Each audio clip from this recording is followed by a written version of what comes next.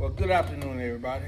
I'm Mr. Vornell Lipsy Jr., and I'm going to talk to you about something a little differently today, and it's about the bass guitar, kind of setting it up, maintenance of it. Everybody like their bass of choice, and we kind of adore other people's basses. You know, somebody playing a bass mod or a Zon or Fedora or whatever, and we like, man, I want that bass. All that's fine, but you got to make sure the bass that you have right now is in top shape. Make sure that you're getting a regular setup.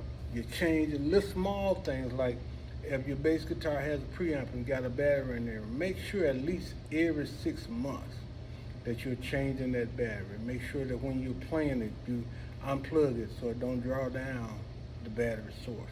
Make sure that you're getting you some deoxit or some contact cleaner to clean out your input jacks and your input on your head. And so, little small things. As far as the setup go, I like low action. I would want my strings low as possible, and raise them just so it don't buzz. I'll take a little buzz before I take them too high, because I don't like working that hard, just to be honest with you. The other thing is my pickup. Today, I actually came out today because I was really trying to get my pickups adjusted right. Seemed like I was struggling. I was having to overplay and bite in on the high end of my bass. I had pretty good lows, but my high end was wasn't biting the way I wanted. So what I realized that on the high end, my pickup was down too low, so I had to raise it up a little bit. Now there's a marriage there. You can't get it too hot because it'll just drive it and bite too much. You want your low end to be warm so people can feel it, but you want your high end to have bite to it, but you don't want to cut their ears off, okay? And so let's just see what happens.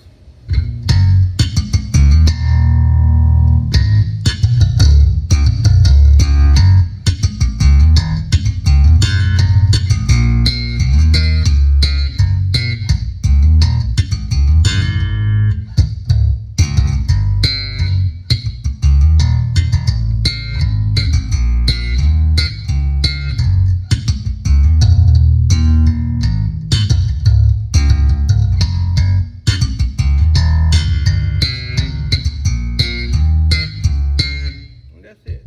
I'm not trying to put on no show or wow nobody. I just listening to the tone, and that's my normal style. I'm a thumper, plucker type of guy. But even when I'm fingering,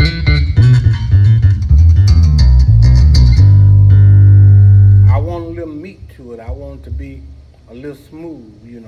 I'm not fancy. There's people out there that do that kind of stuff. I'm a quartet guy. I like some choir stuff. I love a good groove. But I'm not really that guy to do all those fancy runs. But I want my tone to be great, and to be balanced. And so that's what I want to talk to you about today. Make sure that you spend time with your bass.